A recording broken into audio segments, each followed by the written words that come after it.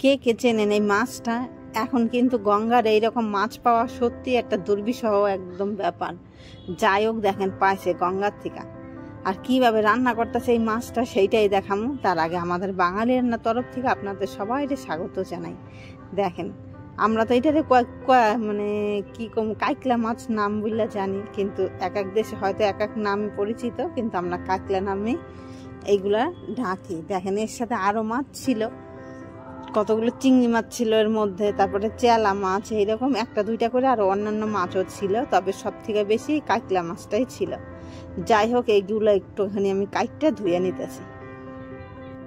সবগুলো মাছ দেখেন কাইকটা ভালো করে ধুয়ে নিছি। দেখেন, গঙ্গার মাছের এত উপকার, আর সেটা এখনকার দিনে পাওয়াটা সত্যি খুবই একদম মুশকিলের ব্যাপার। আর আমরা যেইখানে থাকি সেইখানে তো গঙ্গার মাছ পাওয়া আরও মুশকিল। তাই এইটা আনছে দেখা মনটা খুব ভালো লাগতেছে যে এতদিন বাদে একটু গঙ্গার মাছ খাবো।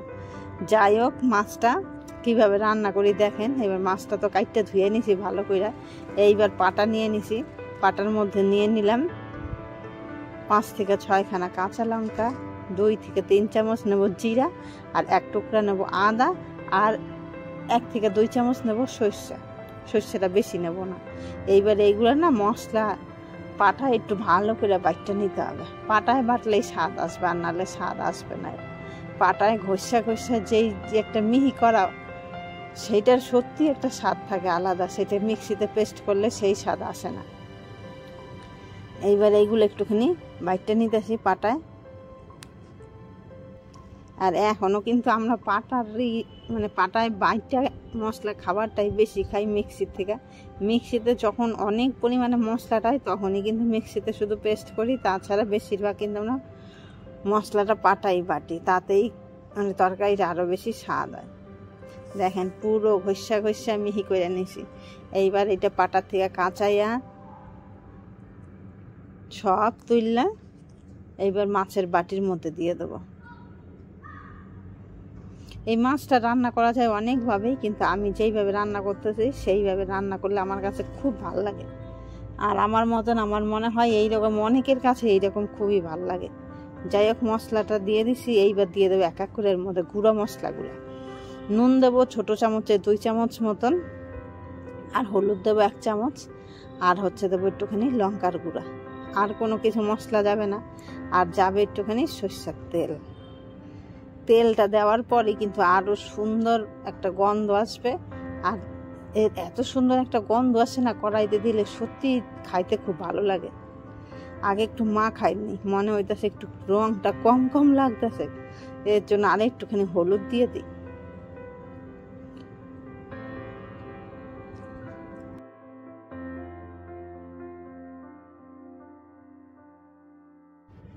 আর একটুখানি হলুদ দেওয়ার পরে এটা কিন্তু ভালো করে মাখায় নিতে হবে। আর যত সুন্দর করে মাখানো হবে ততটাই কিন্তু স্বাদ, কারণ এটা কড়াইতে দিলে একটুও কিন্তু মাখানো যাবে না, মানে নাড়ানো যাবে না। নাড়াইলেই মাছগুলো পুরো ভাঙে যাবে গিয়ে। এর জন্যে আগেই ভালো করে কিন্তু মাছটা ভালো করে মাখায় নিতে হবে। দেখেন, মাছটা মাখানো রেডি। এইবার একটা কড়াই নিয়ে নিছি, কড়াইতে উনানো চাপাই দিয়েছি, গ্যাসটাও গরম, মানে কড়াইটাও গরম হয়ে গেছে কি। এইবার মাছগুলো দিয়ে দেবো। এইগুলো না একটু পাতায় দিলেও খুব ভালো হয়, কিন্তু পাতার এই মুহূর্তে পাইলাম না, তাই শুধু কড়াইতেই দিলাম। আর একটুখানি বেশি জলও দেবো না, শুধু গামলাটার মধ্যে যে মশলাটা আছে সেই মশলা দেওয়া, মানে একটুখানি হাফ কাপের মতন, হাফ কাপও না তার থেকে কম জলটা দিয়ে দিলাম।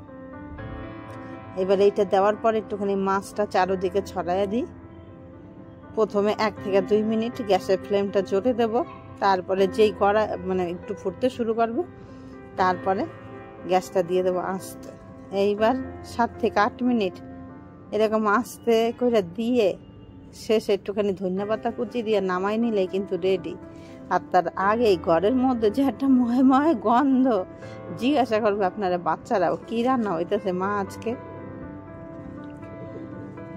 কারণ আমার বাড়িতে তো জিজ্ঞাসা করে। দেখেন, হয়ে গেছে কি সুন্দর তেলও ছাড়ছে, দেখাও কি ভালো লাগতেছে না। এবার এইটা কিন্তু নাড়া যাবে না, নাড়লেই একটুখানি একদম ভাঙে যাবে গিয়ে, যেহেতু এই মাছটা বিশাল নরম মাছ, এর জন্য।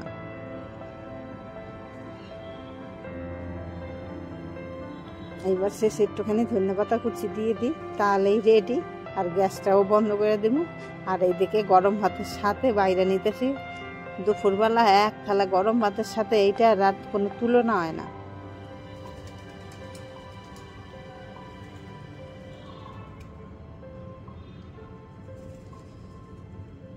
আর এটা কিন্তু আমরা তো বাঙালি, তাই আমাদের শুধু ভাতেই খাওয়ার অভ্যাস, তাই ভাতের সাথেই ভাল লাগে। এগুলো কিন্তু অন্য কোনো কিছু রুটি মুটির সাথে ভাল লাগবে না। যাই হোক, ভাতের সাথেই বাইরে নিই। আর কেমন লাগলো রেসিপিটা সেটা একটুখানি জানাইন কমেন্ট কইরা।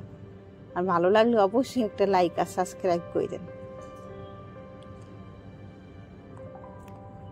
দেখেন, যখন গ্যাসটা বন্ধ করে দিয়েছি কত সুন্দর লাগতেছে দেখতে।